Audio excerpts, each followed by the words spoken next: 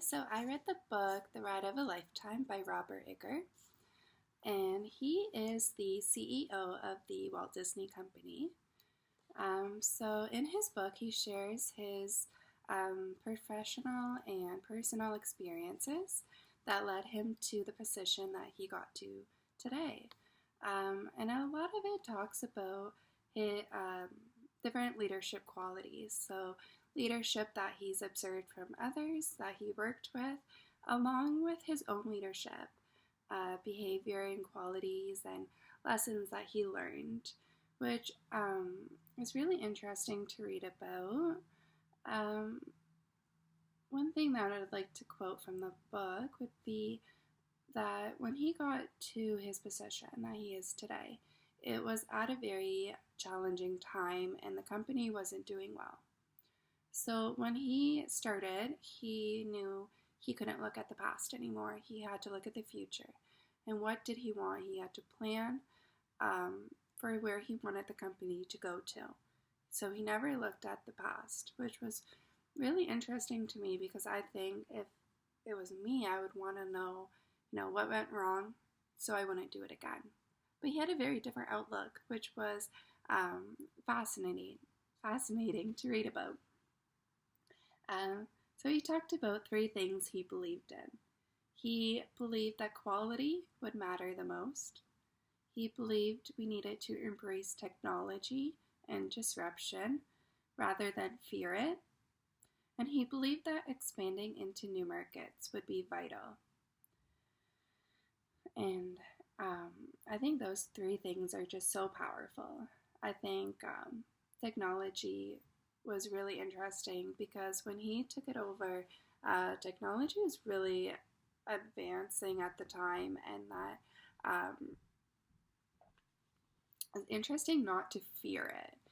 Technology can be very scary at times, especially when you don't know much about it. If you don't know the new software, it can become very scary, and it's almost easy just to back away from it and avoid it.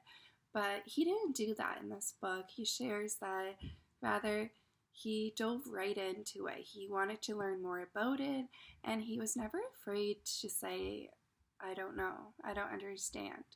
But what he did was, he would research, he would ask questions, and he would become to understand. And then, that was how he became the person he is today in the position that he is in, And I think that is one thing that I really took away from it, is not to be so scared if you don't know what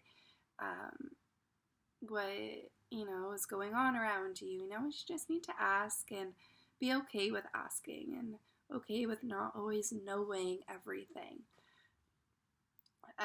So he also shares a lot about the lessons he learned as a leader, both as a leader and also lessons he learned observing others in leadership roles.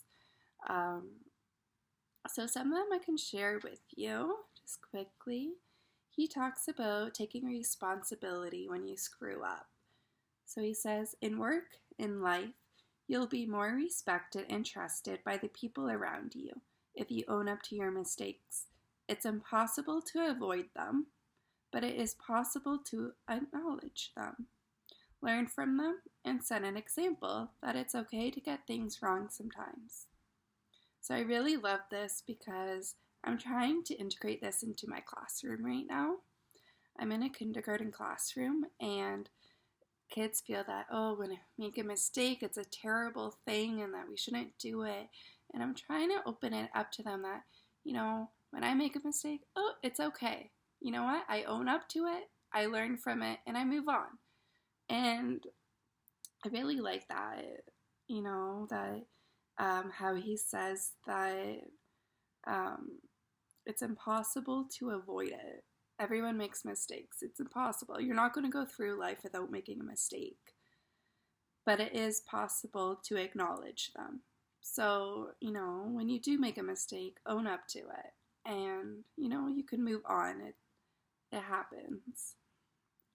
So I would definitely recommend this book if you've been looking at it. It's great, especially for our course. It talks a lot about leadership, and it was really nice to be able to connect it back to our North House textbook. A lot of leadership styles I was able to connect to him in like behavioral approach.